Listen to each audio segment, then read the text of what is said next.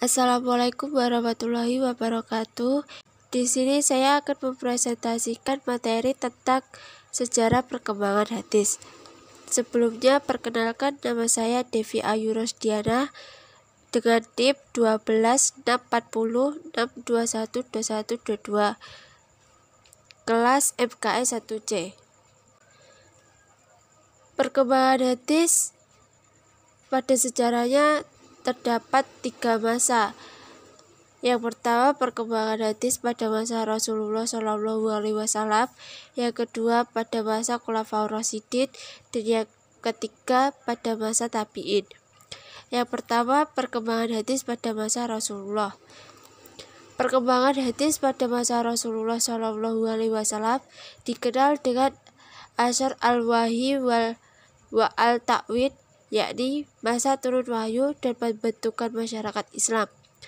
Wahyu yang diturunkan Allah SWT disampaikan oleh Nabi melalui perkataan, perbuatan, dan tahrirnya, dan dijadikan pedoman bagi amaliyah dan ubudiyah oleh para sahabat.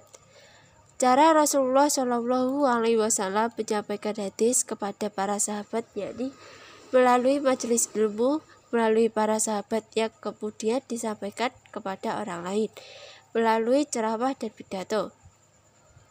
Yang kedua, perkembangan hadis pada masa Khulafaur Rasyidin.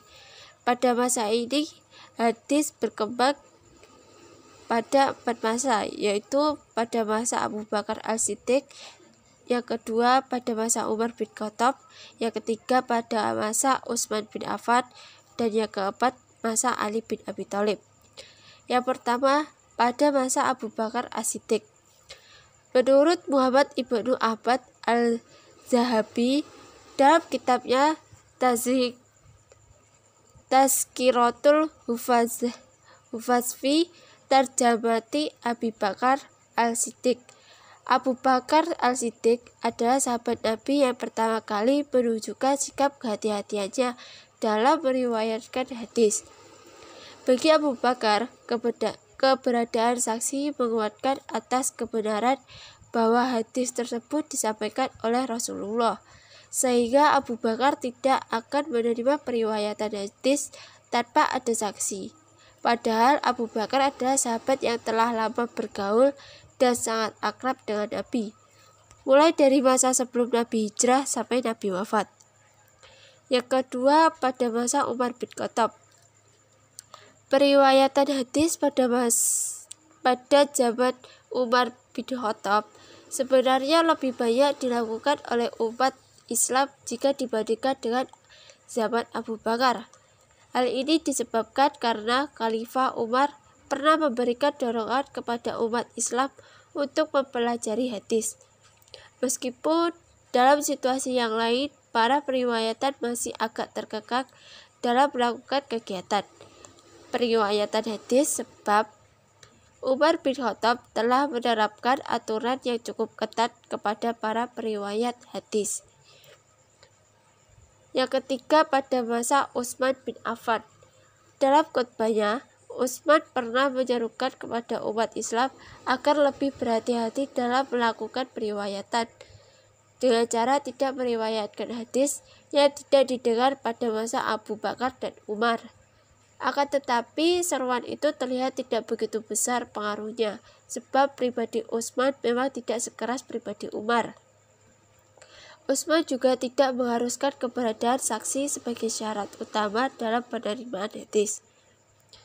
Yang keempat, pada masa Ali bin Abi Thalib. Pada masa ini telah terjadi perpecahan di antara para sahabat sehingga menimbulkan persengketaan antar sesama umat Islam, terutama antara pendukung Ali bin Abi Thalib dan Muawiyah bin Abi Sufyan. Persengketaan tersebut pada akhirnya melahirkan sekte-sekte baru dalam agama Islam yang menjadi cikal bakal munculnya hadis palsu. Yang pertama-tama membuat hadis palsu adalah kaum Syiah dengan maksud mengkultuskan Sayyidina Ali bin Abi Thalib. Hal ini diungkapkan oleh Abu Al-Hadid dalam syarah Nahju al-Balaghah.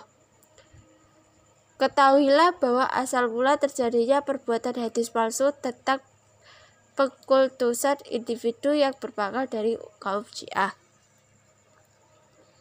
Yang ketiga, perkembangan hadis pada masa tabi'in. Para tabi'in yang notabene adalah para murid sahabat juga banyak mengoleksi hadis-hadis Nabi. Bahkan pengoleksiannya sudah mulai disusun dalam sebuah kitab yang beraturan. Masa ini dikenal sebagai masa penyebarannya periwayatan hadis. Metode yang dilakukan para tabi'in dalam mengoleksi dan mencatat hadis yaitu melalui pertemuan-pertemuan dengan para sahabat.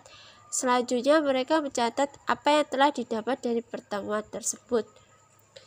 Itulah yang dapat saya jelaskan tentang materi sejarah perkembangan hadis. Apabila ada salah kata, mohon maaf. Wabillahi taufiq wal hidayah. Assalamualaikum warahmatullahi wabarakatuh.